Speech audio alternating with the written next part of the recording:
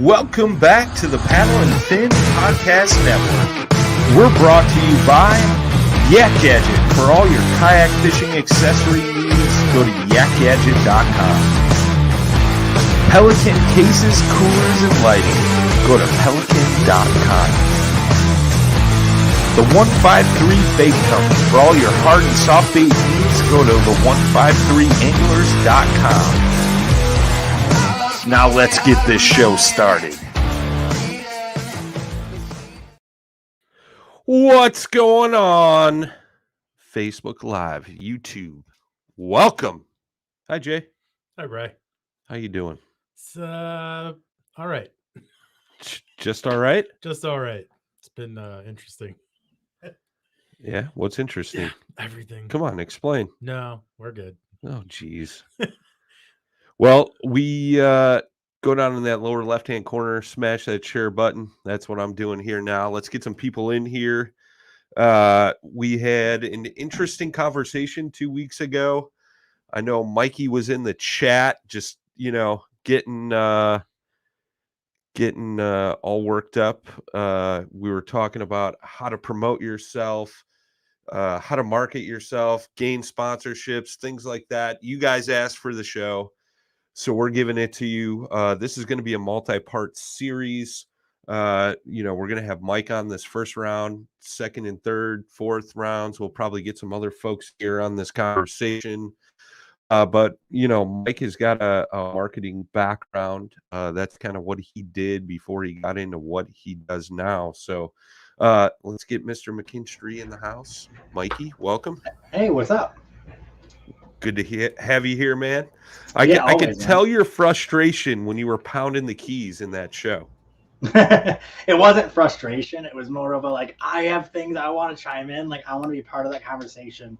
My favorite conversation. I was just telling someone, I just literally got home 4 minutes ago. And I was on the phone on the way home, and I was telling my friend, I was like, yeah, I have an interview I'm doing with this podcast, the best podcast in the world. One of the co-hosts is kind of weird, but the rest of them are pretty cool. And he's talking about you. No, that's you, Jay. Pretty. Yeah, see. But I told him, I was like, look, my favorite topic to talk about in this industry is the marketing and promotion side of it, because not only because I get excited about it, but that's my whole background. 13 years in promotional marketing, and I've done, worked with sponsors in 2 other sports and industries besides fishing before I did this. So I had a lot of experience before social media existed and after. So it's just a topic that I love helping people with. And it's a topic that can last for 6 hours, so that's why I usually do multi-part segments of this too when I talk about it. Yeah, for sure, man. For sure. So, I know you were working in marketing before you fully went head on into the fishing world. So did you slowly transition into the fishing, or was it all right, I know how to do this, I'm just going full bore all in? Man. So like I said, I've done this in 2 other industries. So that was better for me than my marketing background. I don't know. I'm trying to find a shorter way to answer it, I guess. So when I was doing mixed martial arts, I had to work with sponsors, and it was before social media was really king. Nobody really cared. If I told someone back then I had a Facebook following, I would have been laughed at. People have been like, oh, sure, that's cute. No one cared. They're like, how many tickets do you sell for the show? That's all we care about. How many people show up physically to watch your fights? It's all they cared about. So, I learned how to work with sponsors the hard way, how to actually create returns when social media wasn't even involved. That, I think, prepared me more for what I do now than anything, because social media isn't reliable. So it's physical returns that matter the most. But my marketing background taught me, for 13 years I did promotional marketing, and I worked with clients like M&M and Kid Rock and Chrysler and GM and breweries and hospitals and schools. And it's such a diverse client list. So I had to learn how to watch marketing trends in music and entertainment and in hospitals and medical industries and auto industries. I had to learn these really cool promotional trends on how to promote products in each, when things changed. So all of that stuff together, I think, helped me do what I do right now. It's kind of a culmination of everything I've done between sales and marketing and management and entrepreneurship. Everything in my life kind of came together to do what I do now. It wasn't just one specific thing. Right on. So let's dive into it, man. So all right. let's talk to me like I'm newer in this game. I come to you and I'm like, Mike, I think I want to pursue my fishing dreams. Where do I start? Like, how do I, what should I do? Where should I start? And what should I be focused on the most of? Well, first and foremost, I would say hang out with better fishermen than the one next to you. That's the Okay. first thing. That's fair. That's fair. I'm just gonna leave. You can't leave. I mean, Yeah. you know, I'm gonna go. I I'm gonna go why get you're a beer. I'll see you guys in a bit. I'll I get miss you you, right Jay. now. I know you will. I miss you, Jay. I haven't talked to you in forever, man. I wish the feelings were mutual. Oh, jeez. Wow. Ouch. Wow. Oh, I was like, when I heard you were on, I was like, again? yeah. I was like, Jesus, you know? I love you, Jay, and you can fight it all you want, but I love you. Yeah. See. Thanks, Anyway, buddy. yeah, all the guys resist for a little bit, Anyway, so anyway, so my first thing that I always tell people, I get that question more than anything. They always say, how do I start? And that's the number one question I get. And I wish I had a nickel for every time. I'd be rich. I wouldn't have to work. It'd be nice. Yeah. But my first thing I always tell people is start a plan, like actually a physical plan, like not just like in your head go, I want to do this. And this works in any industry, I guess, or any part of anything. When you're chasing a dream or a goal or anything, the best way to actually attack it is to make sure it's attainable, achievable, and realistic. And if your goal is to be a professional fisherman, you need to sit down and be honest with yourself. Like, do I have what it takes to actually, push this? And write down a plan, like, how am I going to do this? What are other people doing that I look up to? What are my influences? And what are they doing? And how can I do it differently than them? And how can I learn from them, but still do something completely unique and different that can build something different? If you're trying to copy someone else, you can only get so far before people see through it, and then you run out of ideas to copy. Like, eventually you have to be original. So you might as well start at the beginning. You might as well start from the start and be like, what can I do differently? And that's what I did too. Like, when I started out, there was only like, 2 or 3 people that were doing fishing and making a living anywhere in the industry, in the kayak world at least. There was the Chad Hoovers and Robert Field and Gene Jensen. Those 3 were like the only ones that were doing, but none of them were doing what I wanted to do. They were just doing, like, they were making a living fishing, and that part I wanted. So I kind of looked at all 3 of those guys as mentors. I filmed episodes with all 3 of them multiple times. I've worked with all 3 of them many times. Robert Field in particular, I actually used to sit on the phone with for hours just going over my videos and him just tearing them apart, like in a good way, but telling me what to do better and how to change this and do this and how to film things better. And, it helped me so much. But I took a little bit from everybody that I liked and said, cool, how can I make this better? How can I make my own version that I want, what I want to do, but I got to learn, you know what I mean? So the first thing you need to do is come up with a plan, and then you got to make sure it's attainable, achievable, and realistic. So if I said in the very beginning I wanted to have a national cable TV show, I wouldn't have made it, because that was such a far goal from where I started. It took me 5 years to achieve it, so 4 years to achieve it. So attainable and achievable goal was to start a YouTube channel, to get sponsors, to be able to not have to pay to go fishing first, and kind of create a brand, but not around myself. Like, my name is usually never attached to Bass Squatch Hunter TV.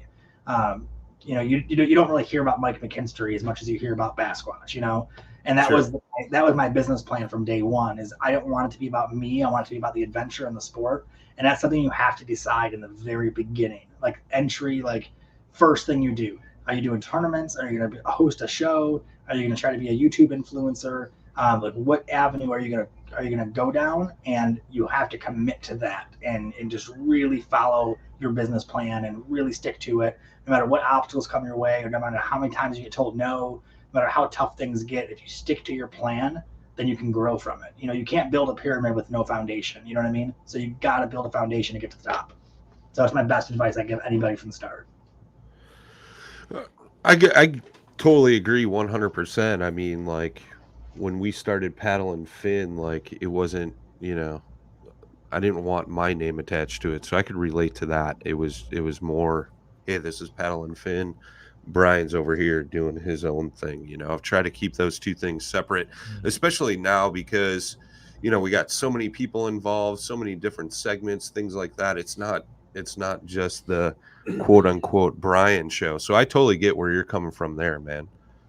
So like, obviously, you build a foundation, you kind of hone in on, what your niche is going to be, whether that's tournament fishing, doing a podcast, doing a YouTube channel, so on and so forth. Like, when do you feel it's like, okay, now when do you kind of draw that line? Like, all right, now I'm established, so to speak. I don't think you ever draw that line, to be honest with you. I'm a firm believer on never achieving a goal.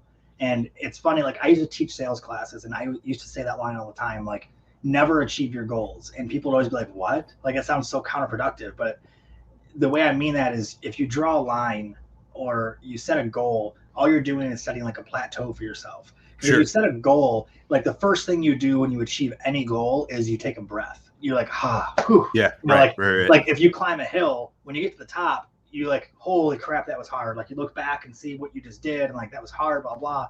But you take a break, you rest because you feel like you achieved something. And I'm against that, man. And my whole world of entrepreneurship and marketing and sales, if I would have taken a break, I would have made it in any industry. And, if you draw a line saying this is like, now I establish myself, no matter what you do, your brain is going to automatically take a step backwards and go, okay, cool, I can take a break now. Like now I achieved something. I always move the goalpost, and I don't do that by taking that goal and just make it hard to reach. I set miniature goals. Like my first goal was to start a YouTube channel. I mean, that takes 30 minutes. So that Sure. goal was pretty easy to beat. So once I did that, then I was like, cool, now my goal is this. And now my goal is I want 100 subscribers. Now I want 1,000 subscribers. And I kept on setting attainable, achievable, and realistic goals that I could meet, but I had to work for them. They weren't like, I want to walk across the room. Like, you don't got to work for that. But I wanted to achieve something. But when I achieved it, I already had the next three goals lined up that I was going to set ahead of that. So it's more of I set launch pads instead of goals. So when I get to this point, I'm going to use this to launch myself to this point. And I look at it like visually because I'm a very visual person. So visually, I look at it like climbing Mount Everest. Mount Everest does not look like this in real life. Mount Everest Sure. is like this. Like Yep. There's parts that you go down and go up. Like it's crazy. And as long as you anchor in your line at each point, when you fall backwards at all, you're only going down a few feet, and then you get to go back up again and stuff like that. So that's kind of how I look at building the brand in any industry, let alone this industry. But you just gotta be really careful when you set your anchor points. Starting a YouTube channel, that's an anchor point. You really can't lose a YouTube channel. You can just not grow it. So you can build from it, but you already accomplished the YouTube channel. Once you get 1,000 subscribers, you're most likely not going to lose all your subscribers. You're only going to grow, hopefully. So once you hit your goal of 1,000 subscribers, then you're like, cool, I didn't achieve anything. I just got one of my goals. Now my next one is 2,000. And the next one is, it's like playing chess instead of checkers. Plan 7 moves ahead. So when you hit one move, that's only because you're ready to make the next move. You know what I mean? Yeah, totally. I mean, you always got to look at things, especially, like from a business perspective or, like what we're talking about now, have like a 1-year plan, a 3-year plan, a 5-year plan, and a 10-year plan. And in between that, 3, 5, and 10-year plan are probably going to change a little bit as time goes on, right? Yeah. But you always got to be looking ahead and focused on the future instead of being stuck in the present or the past. Absolutely. And that's the thing too, is you never, in race car driving, they always have that joke / theory where you don't need a rearview mirror because you don't look behind you. Sure. And it's the truth in life in general, is if you're looking behind you and trying to see who's going to catch you or trying to see what you just did or have done in the past, you're not going to be able to focus on what's in front of you and moving forward. And, I'm a very unidirectional person. Like I have to keep on moving forward. Like I see all these obstacles around me and I overcome them as quick as possible just to keep on going forward. And I know if there's things behind me I have to address, eventually I'm going to have to address them. But, if you keep on moving forward and keep on pushing yourself, it's kind of amazing what people can do. If you would have asked me 5 years ago if I'd be doing what I'm doing now, I would have kind of laughed at you and been like, no, there's no way. Like, I can't do that in 5 years. Like, there's no way. My 5-year plan did not involve having a TV show that's doing as well as mine's doing right now. My 5-year plan was to have my YouTube channel do that well, you know? So like you said, your 5-year plans can change, but my 5-year plan was still to be able to make my YouTube channel big enough where I can make a living off of it and help others make a living off of it and, you know, just grow it. It just kind of took a little bit of a, you know, path turn from YouTube to TV. But it's still the same goal. You know what I mean? So sure, it's important to have your, you know, 1 year, 5-year, but your micro goals that you can achieve every day are more important. You know, I make a to-do list, kind of like this one right here. This is one of my to-do lists right here. I keep Post-it notes all over my house with like 5 or 6 items on them that I have to get done. I have a dry erase board in my fridge that does the same thing. I have a phone calendar where I put meetings and appointments and stuff like that. So I have all these goals every day, and it sounds stupid, but just getting through those lists are me achieving goals. And then I make a new list. As soon as I'm done with that one, I make a new one. And those little teeny goals are my daily goals. Then I have weekly goals, and I have monthly goals. And I have, with the show especially, we have bi-monthly or, you know, quarterly goals that we're trying to hit. So my 5-year plan is such a big, you know, it's 15 chess moves away already is my 5-year plan. I'm conquering my day, and then conquering tomorrow, and then conquering next week. And those are all achievements, but I'm never going to stop and go, I made it, you know, like I got through this week. Now I'm good. I'm like, no, I got through this week so I can get ready for next week. So it's important when you set a goal and you achieve it, all you're doing is setting yourself up for a better shot at achieving your next goal. You know what I mean? Sure. Like if you think about it, like you think about it like a relay race. If your first runner is slow, then the second runner is going to be behind automatically. If your first runner is fast, then the second runner, even if they're not the fastest runner, the second runner is automatically going to have a head start. So the better you do achieving your micro goals, they're all leading you up to give you a head start for the bigger goals. So they're all launch pads, you know? It's kind of like in Sonic the Hedgehog, the old video game, when you're going in the map and you see like the little arrows and it makes you go faster, like a launch point.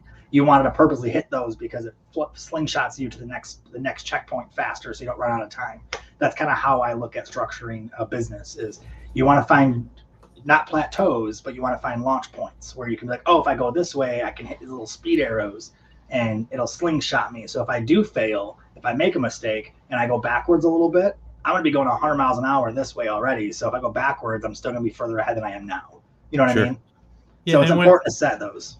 Yeah, and I mean, and really what you're talking about is like there's a psychological aspect where you're promoting the positivity of progression, which keeps the wheels rolling. I mean, because if you know, as you move forward, there's always going to be a couple steps back, you know, along the way, a couple obstacles you can't get, well, not once they get around, but that will stop you abruptly. And then you got to find a way around them by still keeping that the psychological aspect of being positive. You can still keep to your plan and move forward with whatever you're doing. And I believe that's really the basis of everything. That's what the small incremental things that you're doing on your Post-its. And I know exactly what you're talking about because this is for people too that are depressed. Yeah. Like if you need, I mean, if you're depressed, you really need to kind of get, you know, your stuff together and kind of just make these little achievable goals and build from there and just start moving forward. And again, as all you guys have said, set things a little further out and a little further out and a little further out, and then build on there.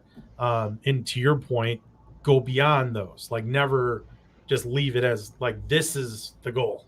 Like, this is it. This is as far as we need to go.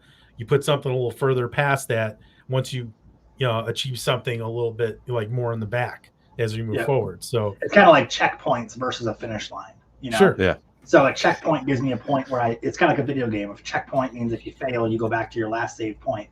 And I try to create as many of those. Like if I lose a sponsor for some reason, you know, this just happened recently where a sponsor, because of the climate in the world right now, they ended up not being able to stay in business and they're starting to, liquidate a little bit and downsize. Mm-hmm. And if that happens, I create checkpoints in my career. So that way that doesn't ruin my career or devastate my career. I make checkpoints where I'm like, cool, I went up here. Now this one drops down. I'm all right. Now I'm going to move over here and find that speed ramp to get back further than I was before I went back. You know what I mean? So it's all playing chess, and that's a big part of it. And it's funny you mentioned that people with depression have to find daily checkpoints because that's exactly where I established this whole system I have is through my depression and anxiety that I've had my whole life. And, you know, all the therapists and psychologists and stuff when I was a kid, that's kind of how I learned how to deal with it was I can get through my days if I have checkpoints. You know, if Mhm. I know I have things to achieve, I have to keep on going. You know, no Yeah. matter how depressed I get, I'm like, yeah, but life sucks right now, but I have this list of things to do, so I'll deal with that later. You know, like Sure. this list has to get done, or else my anxiety is going to kick in because I know I have things to do. So, you know, and people with severe depression and, you know, high energy anxiety like I have, you completely understand. If you have a to-do list to do, but you're depressed, you don't want to do anything because you're depressed. But if you don't do anything, your anxiety kicks in because you have things to do. So that's what motivates me to always do these checklists every day, because I know that even if I get a weird speed bump during the day where I'm just like, man, like I'm just not feeling it, like something hits me hard, I'm like, yeah, but there's this to-do list kind of staring at me in the face right now. Like, let me focus on that. And then by the time I'm done with 2 more tasks, I forget whatever was depressing me. You know what I mean? Yep. Sure. So, Agreed. but that's how I Agreed. started Yeah. the whole format, is because that's how I survived my days. Like, it really was, is I'm the busiest person that most people meet, no matter what I'm doing. And if I have spare time, I fill it with hobbies. Like, I'm playing hockey tonight. I'm working on music tomorrow morning, then I'm helping my friend move again tomorrow, then editing tomorrow night. And like, I find hobbies and to fill every little void of my life, so I never have a downtime. Downtime to me is, you know, even when I shower, my phone, I have phone holders in both ends of my shower that I'll sit there and answer emails, and I'll like make social media posts. Like, it's wasted time to me if I'm not working. And Sure, Mike, you're using it for email. Oh God. you know, Stay on track. Stay on track. Stay on no track. one needs to know when me and you FaceTime, okay? Stay on track. Oh my God. Stay So- on track. But no, anyway, the point is, you know, I try to stay busy and try to accomplish my goals, and I don't like downtime. I don't sleep that often. I sleep the required amount. That's pretty much it. You know, if I'm lucky, and then I fill up as much time as I can with small goals, no matter what it is, and achievements. That way, if I do something productive for the day, I can feel good about it, and I'm better than I was yesterday. Like, if I achieved something today, then I know that I'm in a better spot, or did something more positive, or I had something to contribute each day. You know, whether it's to my life or your life or someone else's life, I'm contributing something every single day, because it makes me one step better than I was yesterday. You know, Sure. whether it's my own personal career, or if I'm helping somebody else with their career, or, you know, buying someone groceries or doing anything to help somebody, I make sure I make progress every single day. And it's good to be on track like that, because when you're starting out in the industry, especially the fishing industry or any kind of outdoor industry, it's just super, like, you know, there's not a lot of money in fishing. Fishing companies aren't rich. 99% of the fishing companies are all small companies, independently owned. There's that 1% that are the big conglomerates, and there's only like 5 of them or 4 of them that own all the big ones. Sure. And you know, when you're trying to work with all these little companies and stuff like that, like, you really have to, like, you know, you got to grind, man. You got to really work. So in this industry, especially, like I was saying, if you set a pattern where you can just achieve something every day. Every day I go through at least 5 to 6 things on my to-do list, on every to-do list I have. And if I don't get everything done, I don't have to feel bad about it, because I know that I just grinded all day today. And that's what it takes. And it's really, really a lot more work than people think.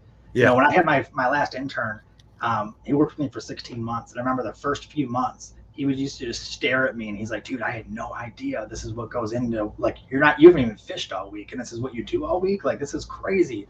And I was like, yeah, because I have to work this hard, because I set goals 5 years ago where I have to achieve these things. And if I don't, someone else will. And if I don't keep up, then all these small little brands that don't have huge budgets have to pick and choose where they spend their money. I need to make sure I'm one of those options at all times. And if I stop and breathe and go, I made it, someone else is going to not do that. You know what I mean? And Sure. It's not that it's that competitive, really, because at the end of the day, we're all helping each other. That's the way I like to look at it, at least. And everyone's doing their own thing. Nobody's the same. You know, nobody's copying anybody. Like, me and you both have podcasts, but we're not competing with each other in any way whatsoever. We both have different things to offer.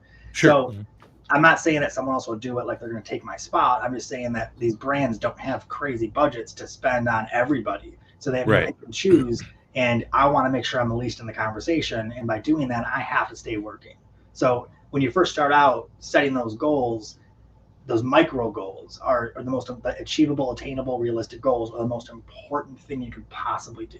Just like you in the podcast. When you guys started the podcast, what was your original goal with it? Was your original goal to be, I want to be the biggest fishing podcast in the world, and I want to be on all these platforms, I want to be in Waypoint, I want to do all these things? Or was it, I just want to get the podcast going first and see what happens. Yeah, there was no goal in mind.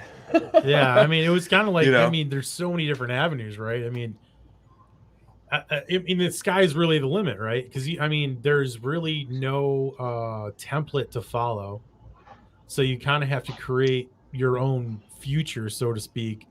But you're also reliant to some extent on your, I guess, your audience and some of your content. Sure. You know what you can provide, and what's the next step, and what's logical, what's I mean, I think we've all kind of overreached at one point, and you're like, oh, I got to pull that back a little bit. Sure. That's a little too much for right now. I mean, and I think the biggest thing is just to kind of, I mean, ultimately people are going to listen to you because of you, right? Sure. Right. Like right. they're going to identify with, like, they may not like Mike, but they may like Brian, and they may not like me, or they might like me, or what I mean. So it's like people are going to attach to the person, I think, that's talking, and I think if you're real at that point, people are going to like look to you for more insight, and then stand by you longer, and then allow you that freedom to kind of just do whatever you want.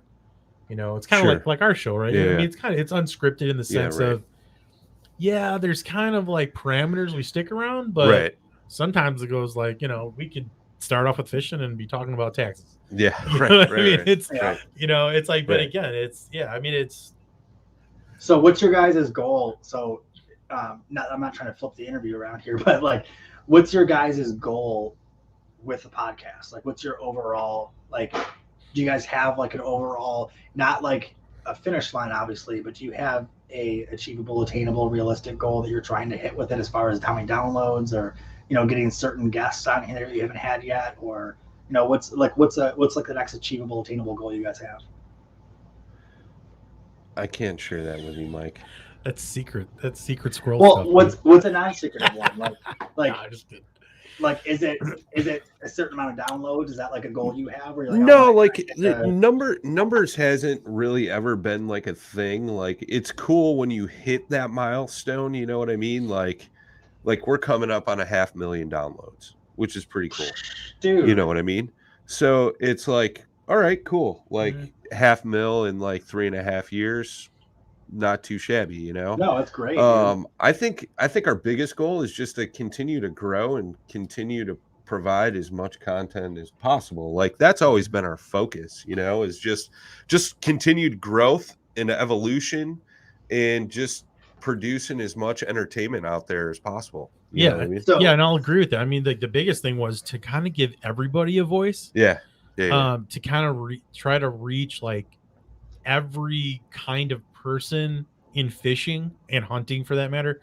But I mean, kind of just I mean, as you can see from all the segments, they all offer something different, with the person, the culture, the sex, whatever. I mean, like, we want to like make sure that everybody's covered. I guess that's the biggest thing. It's more of like I hate to use this word, but like it's more of an inclusion thing, just to let everybody know, like, it's out there. Like, I mean, this isn't just to like the country boys, that are fishing out there, or the the river rats. I mean, there's a lot more going on the water, whether you're hardcore angler, tournament guy, or woman, bank fisherman, or somebody weekend warrior. Yeah, somebody likes to drink a couple beers, kick back, enjoy the scenery, the wildlife. I mean, get a bobber wet. Yeah. I mean, some people just need like that. Like, there's a guy at my work.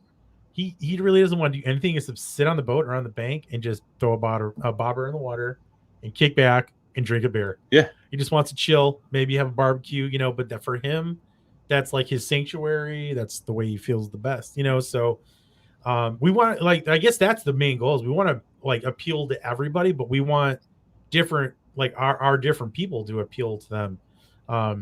And I mean, I don't know, like, everybody that's on our podcast is, I mean, it's their show. So, yeah, right. So I mean, they get to do what they feel is right and to reach out. And that's really what the platform is about, is to give people, that flexibility. I mean, and now we got Drew, right? And it's the same deal. Drew's doing his thing, I mean, and that's another aspect of it. And, I guess he's probably trumped out. So he's like the heaviest hitter at this point. Well, what's I mean, cool, even though, is like, oh, go ahead. even Sorry, go ahead. no, even No. still with Drew coming on, right? Like those guys aren't talking to like all the bit, like they are still Mhm. covering some of the big tournaments, you know, the Hobies, the KBFs, the Bass Opens. They're talking to a lot of club guys. Yeah. You know, which I think is cool because you got some of those guys that maybe can't afford to go out on the road, fish bigger tournaments and stuff like that. So they're fishing their local club and they get a win. And now they get to sit down and talk to Drew Gregory. Yeah. You know, like that's cool for some Mhm. people, you know. It'd be the same thing if you were on there, Mike. Like, oh, I get to talk to the Bass Squatch himself about like how I went out and beat all my buddies this weekend. Like, I think that's kind of cool, you know. No, it is, and that's so. Well, I mean, the reason why I asked that question to you guys too is, well, one, I wanted to hear it too. I was curious. I've never actually asked you guys that question. I should have, because I'm just curious too. But also, when you set a goal, so even if your goal is pretty vague like that, where it's a generalistic goal, where you're like, my goal is to grow. That's it. You don't have a pinpointed precision number, which is good actually. It's very bad to set numbers. Sure. It's when I used to teach kickboxing and self-defense, I had a lot of women that I coached, and their biggest thing was always weight loss, and it was self-defense and weight loss were the two biggest things I would teach them. And they always came to me with these goals where they'd be like, I want to weigh this much, and I want to lose this much weight. And I always tell them, like, look, setting specific numbers on weight is the worst thing you can do for yourself health-wise, because set a goal for being healthy, set a goal for appearance if you want to look healthier, because muscle mass and fat mass weight are two totally different densities in weight. So if you go off weight alone, you're never going to be happy, because you're going to gain weight by gaining muscle, and you're going to lose weight by losing muscle more than you are with fat. Fluctuating fat doesn't change much, but either way, so setting a specific number of goals is terrible to do. So if you told me your goal was to hit 1 million downloads, that to me, that says that you're going to take a breath when you hit 1 million downloads, and you're only going after that 1 million download number, where you're not going after the content behind it. But with you gave me a more of a vague answer, which is actually what I was hoping you would do, because that's exactly what I wanted to bring it back around to everybody else listening, is if you're trying to set a goal, don't say your goal. When I set my goal was 1,000 subs on YouTube originally, that was just one of my small goals to hit. My main goal was to grow my platform big enough where I could do this for a living and reach more people and have a bigger audience to be able to impact. That was my goal and still is my goal. It always will be my goal. But by having a goal that's that general, you can set these little teeny micro goals. Like if you want to hit 700,000 downloads or 1 million downloads, that's still a goal, but it's not your main focus. So when you achieve it, you're not going to be like, oh, whew, I made it. You're going to go, cool, that's out of the way. Now let's go to 2 million, but we're still growing. You know what I mean? Sure. So by setting that generalistic goal, people always think they have to have these like when you create a business plan for like a bar, like when I bought a bar, I was 25 years old. I mean, I made a business plan. This thing was like a binder. I was like, this is my plan. Nothing went to plan. And I freaked out because I never owned a bar before. And I didn't realize all these unpredictable things that could happen that did happen. And all of a sudden all my pages made no sense. And I was like, oh crap, now I'm off track. What do I do? If I would have went in there and been like, all right, my goal is to not fail. You know, my goal is to grow the business and make sure all my employees are every week. I would have achieved that easily and been like, I'm on track, everything's good. So like having a general goal of growth, you want to grow. That's it. I want to grow. I want to be able to reach more people. I want to be able to give people a platform where they can feel like they're welcome no matter where they're from. That's a bad, awesome, I was going to say bad A word, but awesome goal, because you can achieve it every day. You know what I mean? Sure. Like sure. Every single day that you grow, which is every day you're doing something with the podcast, you're achieving your goal every day. You're never going to stop, because you're never going to have a plateau, because you're not setting a number. You're not setting a certain thing. You're just saying, I want to grow every day. I want to make an impact every day. And that's what I wanted to let people know is you don't have to have like, I want 5,000 subs on YouTube, and until I get that, I haven't made it yet. No, you made it the day you started a YouTube channel. Now make it bigger. Now keep on making it bigger. And it's funny because people look at my social numbers and kind of like they get surprised, because my social numbers aren't that great. Like I got 4,000 and something followers on YouTube and Instagram, or Instagram I think is like 17 or 18,000, but they're not that big. And people are always kind of surprised. And I'm like, yeah, but I'm growing every day. My numbers are always going up, but my TV show, what I focus all of my attention on, Those numbers are what I really care about. And those went up, we're over 3 million viewers now on the show in less than 12 months of airtime. Our first 12 months of airtime ends in September. The end of September will be 12 months on the air. And by then we should be pretty darn close to 3.5 million viewers. That wasn't a goal of mine. My goal was to keep on growing. So if we get 3 million, 4 million, I'm not going to feel like I made it or achieved anything. I'm going to say, good, we grew. Now, next season, we're going to keep that up. And it's important because people like me, I'm super competitive. I need to be good at what I'm doing or I won't be okay with it. And if I set these goals that were like, I need to hit 4 million viewers my first 12 months. What if I don't hit it? Then what? I'm going to beat myself up like crazy. I'm going to question everything I'm doing. I'm going to start going back and resorting back to my anxiety and depression and start figuring out what did I do wrong. But if I just say I want to grow, I'm growing every day. I'm doing something. Every day I'm doing something to impact my platform, impact my followers, my supporters. Anytime I'm doing something positive with my brand, I'm achieving my goal as we speak. You know what I mean? By being on here with you guys and trying to share some advice with people and give people a different outlook on how to start this career, I'm doing something positive. So in my opinion, I am achieving my goal right now as we speak. And it's important to look at it that way. And I was going to say, largely this is, you as an individual, it's about self-improvement, like with, your brand, right? Yeah, so absolutely. You're trying to put out the best thing you can every time you put something out. And that's really what you should be concentrating on, because everything comes naturally with that. You will get your audience. You don't have to pander or, deliberately reach out to certain groups or people. That'll all come with the, being genuine and just putting forth, your best effort, and just being there for, I mean, I don't know. I guess to kind of round us out, I think we just enjoy helping people because we both get hit by PMs. There's emails that come through, and that's what's the cool thing is that you got people that are listening out there that, they don't have anybody to talk to about it, or maybe not as knowledgeable, or maybe, maybe they're just using you as a group of people, but whatever. You're giving them information, and they're growing. Well, I think you hit on something real key there, like the whole pandering thing and natural growth, right? Like when we first started, it wasn't like we were going on every single group page, like sharing every podcast or anything like that. We would post it on our personal pages, you know what I mean? And then it slowly grew from there. And then as we had more segments come on, those guys would share it on their personal pages and so on and so forth. And it's that natural growth.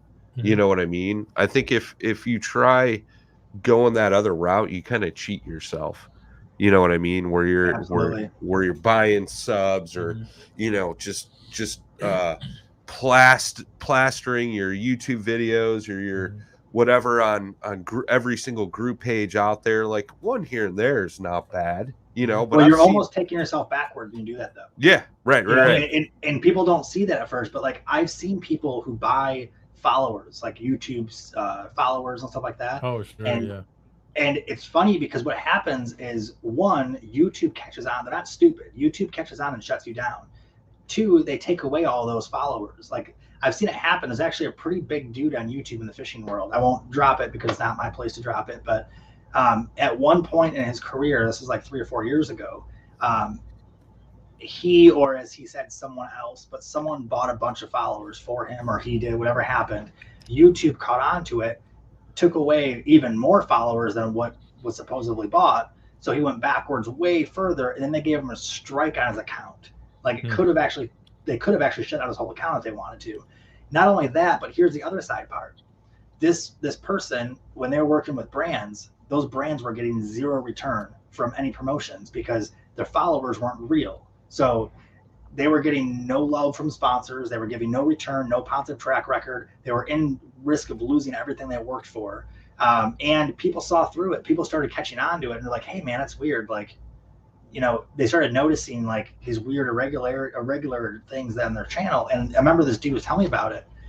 And it's all that does. And this guy would also plaster every fishing group. You'd see his video. Every time a YouTube video came out, get 5 notifications from every group he belonged in. You know what I mean? Yep. So people were just like, unfollow, unsubscribe, and it's like the best way to do this. And I'll admit too, when I first started, I didn't know anything. I hashtagged the crap out of every picture with every brand I liked, and people got turned off by it. And I learned the hard way. I got a lot of haters in the beginning because I came out so big and so loud and in everyone's face, and everyone's like, "Who the hell is this dude? He just started. We've been doing this for 5 year. He just started, and now he's in our face like he's gonna be somebody. F you, dude." And I had to fight that a lot because I didn't know what I was doing. I had no idea. I thought that's what I was supposed to do. I thought I was supposed to be like, "Hey guys, check out what I'm doing. Isn't that cool?" Nobody thought it was cool. So I took a step back and said, you know what? I'm just going to keep on doing me and produce good content and try to help others and promote what I want. Mm-hmm. It might take a few years, which it did, but people will just know. People will just catch on to it. So now it's funny when people say, going back to what I was saying earlier, people look at my socials and go, you only have like 4,500 subs on YouTube. That's it. And I'm like, yeah, but guess what? Every 4,500 of those, every individual person, I worked for. I worked really hard to get them and keep them. And if I post a video about something, I get feedback immediately. My crowd is small but mighty, and that's way more important. If you have 200,000 subs on YouTube, it means nothing if you can't produce any content that matters. It means nothing if you can't benefit yourself or the sport or the industry or sponsors, or you don't benefit anybody from your content. You're doing nothing. You're doing nothing. And if those likes matter that much to you, cool, but you're not really accomplishing anything. And honestly, you're not giving brands a return on their investment either, so you're not going to actually be able to grow.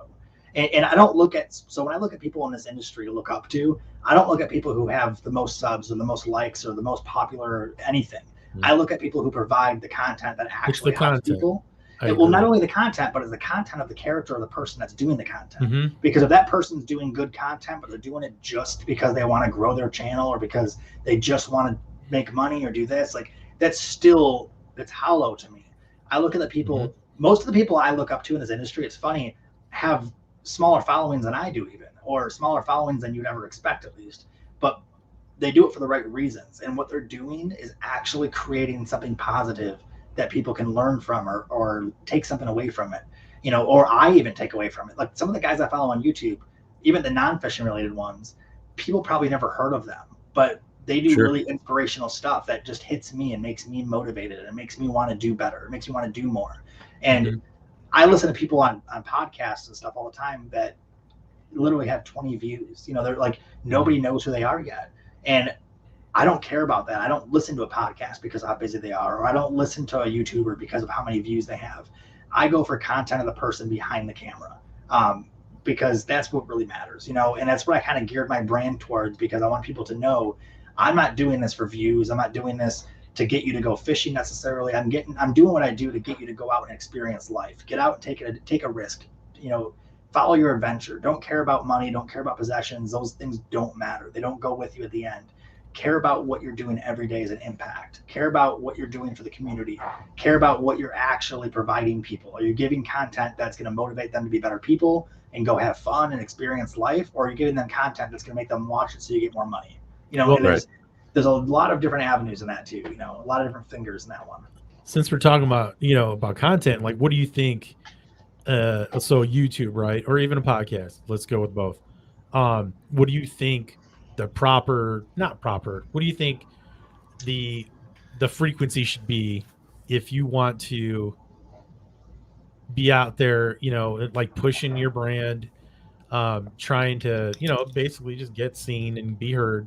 Like how many videos, like how often you should do videos? Yeah. What do you think the frequency should be? What do you think you should start off with?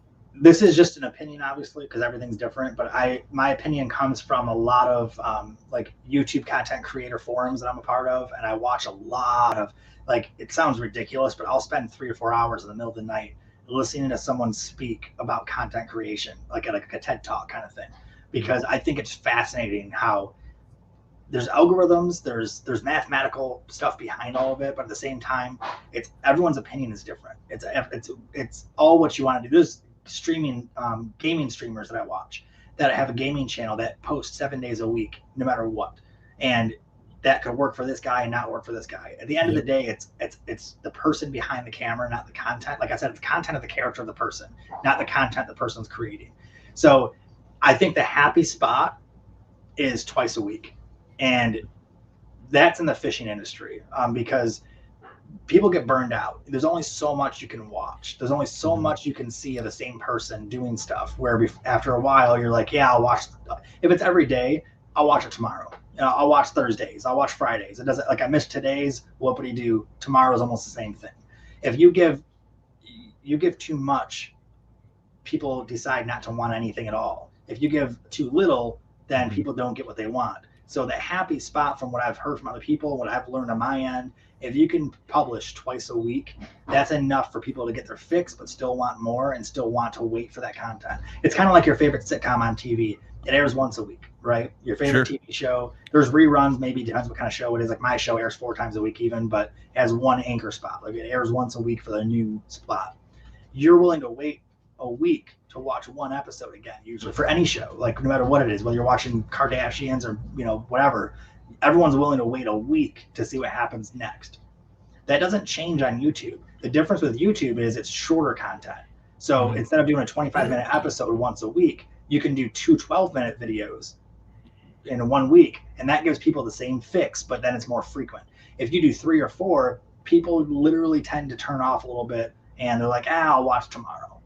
So I would say Tuesday, Thursday posts is, what I always tell people, Tuesday, Thursday posts, later in the day, get that after work crowd, get the, people are settling down and sitting down more often later in the day. Put your content out there, but make sure what you're putting out there isn't you just holding your phone, doing a YouTube video, talking about what you feel like for the day. That's not putting out anything that's going to show your character. That's not putting out something that's going to catch people. That's just you putting content so you could fill a spot. You know what I mean?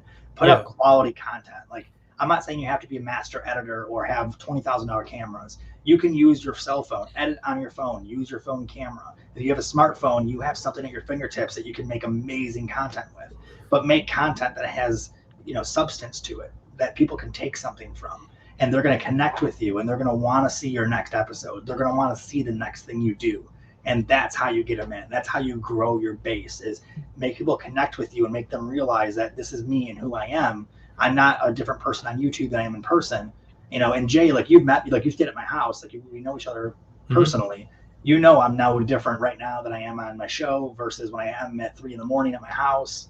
Like, literally 3 a.m. Yeah, seriously. Like, this dude stays up so late. It's go crazy. I don't sleep. Dude, I told you in the beginning of this interview, dude, sleep is wasted time to me, man. And it's hard to get around that because I know I need to sleep. It's healthy. Like I need to, but I have anxiety attacks before I go to sleep every night. Cause I'm like, why am I laying down in bed? I have this to-do list. Like I could be doing all these things right now. My phone doesn't ring during the night as much. My social media gets quiet during the night. The world kind of gets a little bit quieter at nighttime so I can focus. So, but that's when I work a lot, is at 3 a.m. But I'm the same dude 24 hours a day. Yeah. That's what's really important.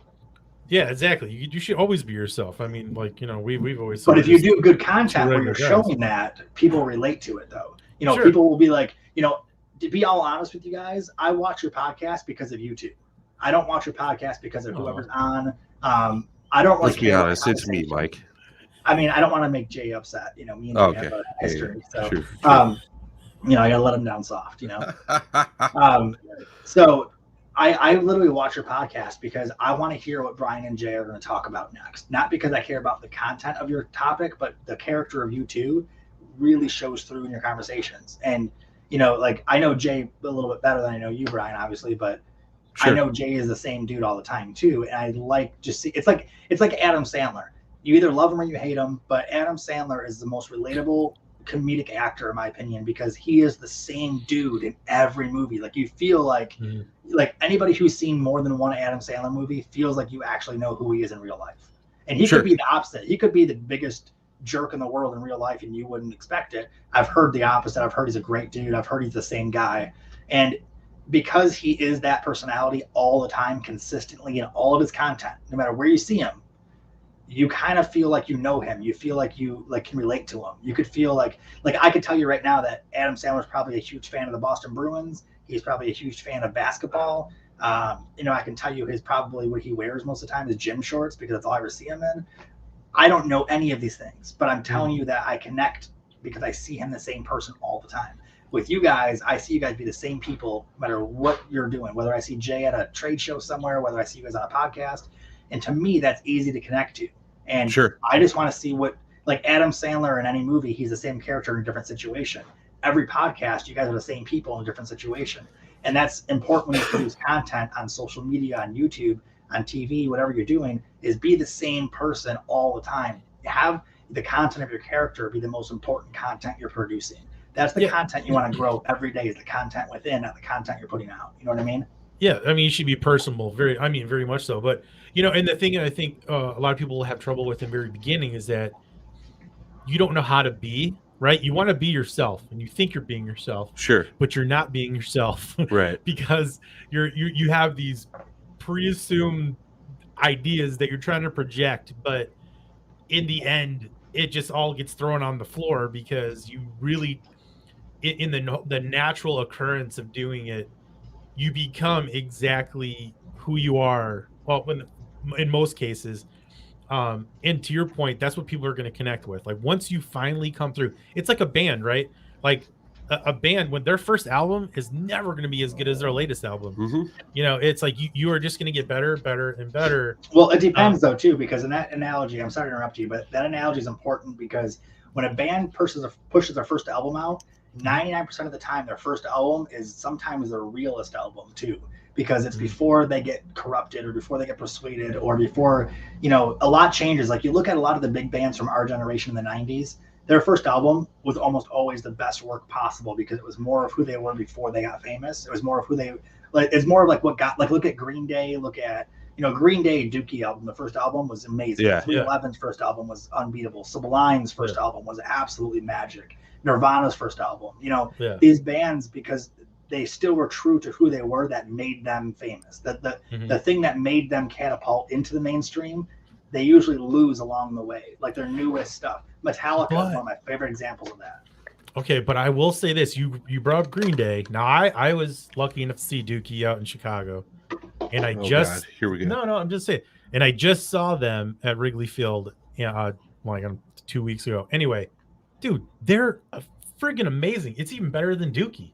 I mean, like those, like they have like their live show is amazing now. Like Billy Joe, man, he can bring everybody in. Point being is that you're talking like there is a little bit more of a negative connotation. I'm just trying to bring out like their growth.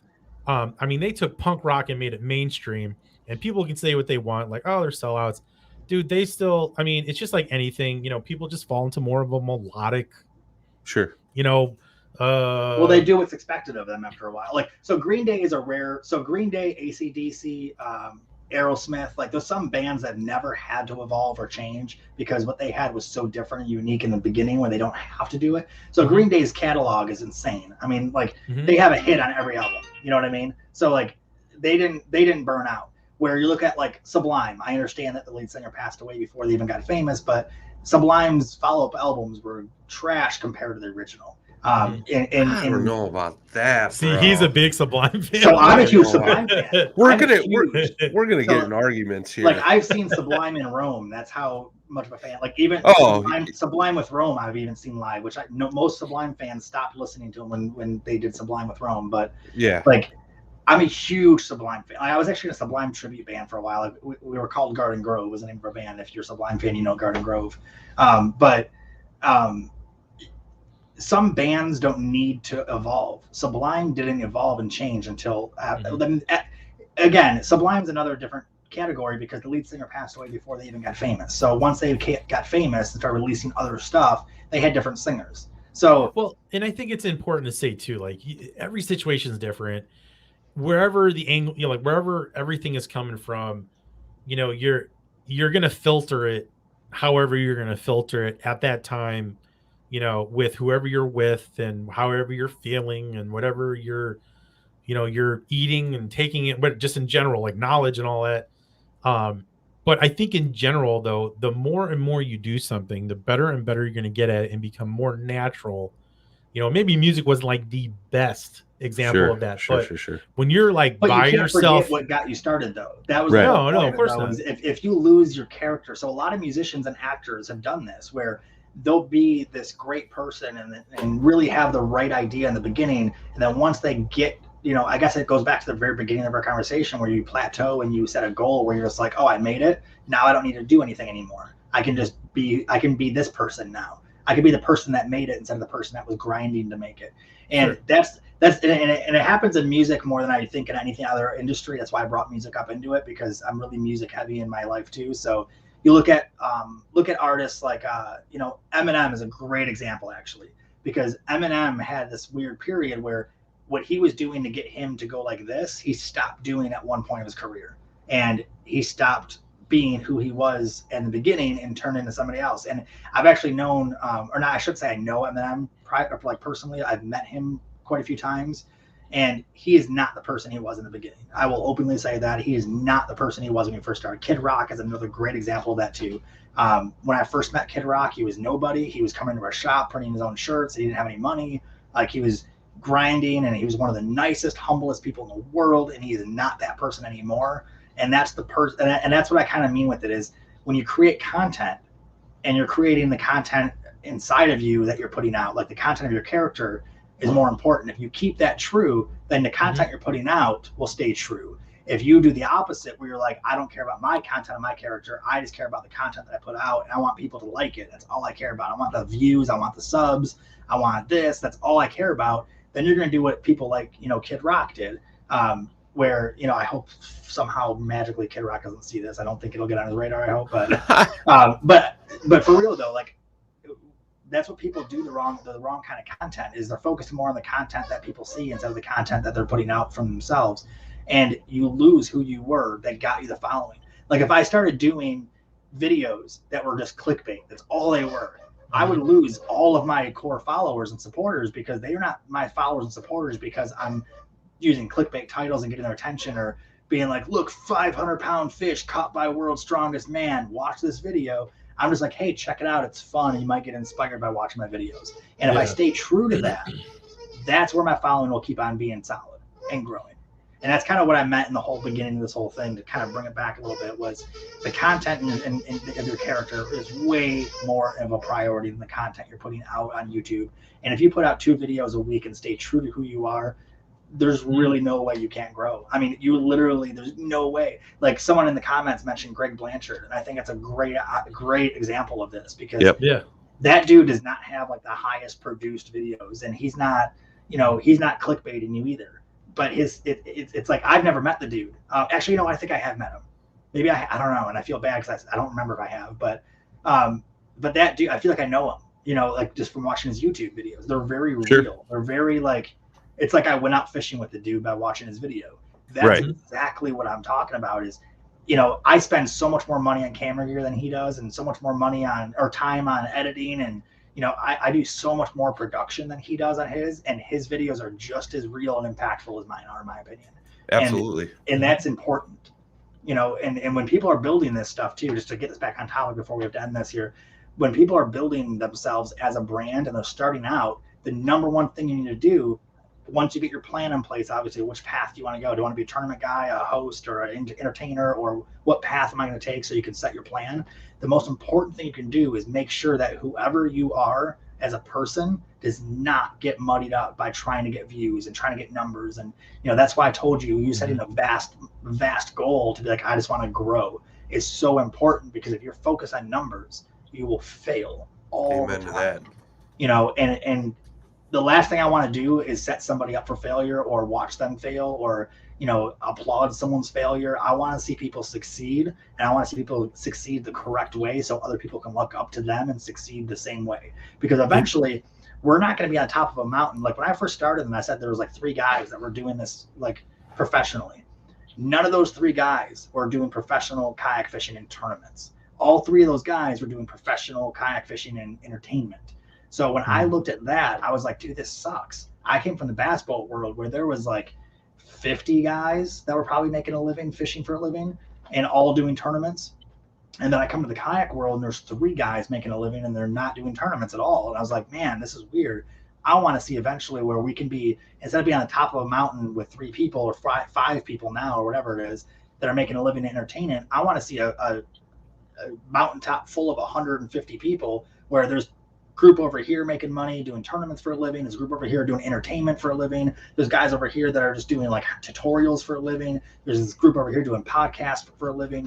Like I want to see everybody succeed but their own path, and the bigger the spotlight gets on everybody, the less darkness there is in the community. So just be real to yourself, everybody. And if you want to start an industry, especially in kayak fishing or fishing in general, if you want to start in the industry and make a name for yourself, be who you are, let people see it, and put out really good content that shows who you are. Don't worry about the views, don't worry about the subscribers, don't ever focus on the numbers. All it's going to do is disappoint you and let you down, and it'll ruin who you are. People get number hungry and start doing some dumb stuff, and it's just you know what we're going to do? We're going to put up this video, and we're going to go, Mike McKinstry, this is Kid Rock. Yeah. Dude, what's funny is I did that dude to his face, well, sort of to his face, because he's like way taller than me, but it was further away. But he lives locally out here. He's like 20 minutes away from me, and he's in Nashville mostly now. But either way, his house here is like 20 minutes away from me. And that dude became such a jerk where you go to a restaurant and see him, and he just acts like he's better than you, and you're like, dude, come on, like, yeah, right. Like especially like I'm like, dude, I'm like, my company I worked for had a thank you in his first album. Like if you look at the Devil Without a Cause album, the back of the CD booklet for all you younger folks, they used to come with CD booklets where you could read everything. The back page says thank you to our company, blah, blah, blah, because we used to do all this stuff. There's no way that dude would ever do that in his albums now. There's no way. Like he's not the same person. And and I feel bad saying that because I'm sure if you're close to him, he's probably a great dude still. If you're close to him, I'm sure he is, and that's great. But if you're not in his like inner circle, he just got that ego, and maybe people trained him to be like that. Like maybe he just had such a bad run-in with people once he got famous where he had to start being cold to people on the outside, which is like totally understandable. But it ruins the core audience. Like I'm no longer a Kid Rock fan, not because he doesn't make music that I think is good still, or I don't respect his ability or talent. It's because I don't look at him as a good person anymore. I don't look at him as someone with good character anymore. I don't look at him as Rob Ritchie that grew up like, half hour south of me. Like I don't look at him as the same dude, where it's important where you look at someone that you look up to as being the same as you at one point in their life. Like I want to be able to look at Pedal and Fin podcast in 5 years, 10 years and see you guys blow up and go, hey, Jay's still the same guy he was before he blew up. Like he's still cool with me, even though we're not super close. Like I can call up Brian and be like, hey, what's up, man? And you don't blow me off because now you're too big. Like that's what I look forward to in people. And that's the kind of content you got to put out. Put out the content that people know you're still like. I answer messages 24 hours a day. I don't care who you are. Yeah. I collab with YouTubers who have 5 subscribers. I don't care. Like it will never matter to me. What matters to me is literally doing the same thing I did when the first season I started doing this. I just want to do a better version of that every year. That's it. I just want to do a better version of it every single year. And if I do that, then I'm going to be the same person I was when I first started, but a better version of it every single year. And that's what matters the most. Heck yeah, man. Sorry for the rant. No, you're good, dude. You're good. I know you got to run, Mike. Yeah, I got a hockey game, and I got to be on the ice in 14 minutes, and I'm playing goalie tonight against a bunch of like ex-pros and stuff, so it's going to be terrible. It's going to be terrible. Your butt kicked. It's going to be a nightmare. But I appreciate you guys having me on, man. And we appreciate you, man.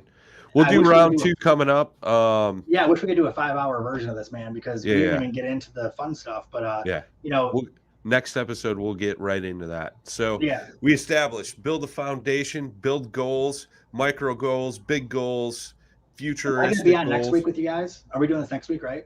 Yeah, if you're good with that. Okay, yeah. So next week we'll talk about more of like working with pro staffs and how to actually get on the radar of brands, because that's the one. Like today, I wanted to make sure people understood how to like dip their foot in the pool. Like absolutely how to mentally prepare to get into the industry, because it's really important you do that. You don't jump in head first because you're just going to realize that it might be cement or water. You don't know yet, so you want to put your toe in first. Next week we'll talk about how to get attention from brands, how to work with pro staffs, all that fun stuff, and less ranting. Heck yeah, brother. All right, man. Be safe. Everybody out there in the podcast world, as always, tight lines, smooth paddling.